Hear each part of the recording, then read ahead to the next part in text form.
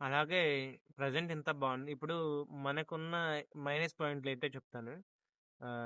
Minus పాయింట్‌లేంటంటే నేను brooding అప్పుడు ఏం చేశానంటే బాతు పిల్లలు ఉన్నాయిగా డక్లింగ్స్ ఈటితో కలిపి అవి ఇవి కలిపాను. అవి కొంచెం సైజ్ పెరిగే కొద్దీ వీటికి కొంచెం బాగా ఇబ్బందయింది.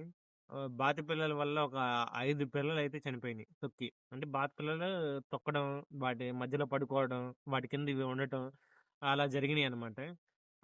వీటి వల్ల నాకు తెలీదు. అంత ఇదిగా లేదనమాట. బై మిస్టేక్ జరిగిందక్కడ. అక్కడ ఒక 5 పిల్లలైతే పోయినాయి.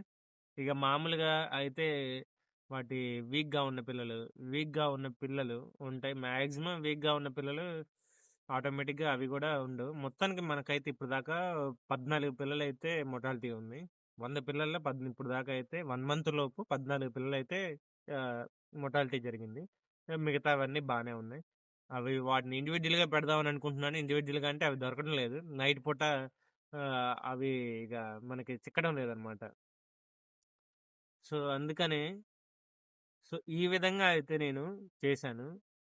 ఈ విధంగా చేస్తే అందరూ ఈ విధంగా చేస్తే మంచిగా ఉంటదని అనుకుంటున్నాను. అందరూ ఆహ్,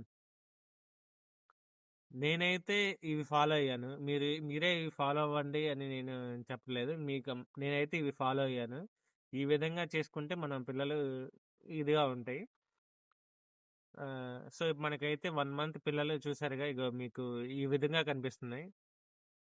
సో, మనకైతే నెక్స్ట్ బ్యాచ్ కూడా రెడీగా ఉంది. నెక్స్ట్ బ్యాచ్ కూడా నేను ఆల్రెడీ వచ్చేసాయి నెక్స్ట్ బ్యాచ్ కూడా.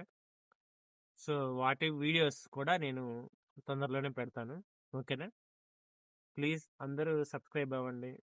కొంచెం ఫాలో అవ్వండి ప్లీజ్. ఓకే. బాయ్.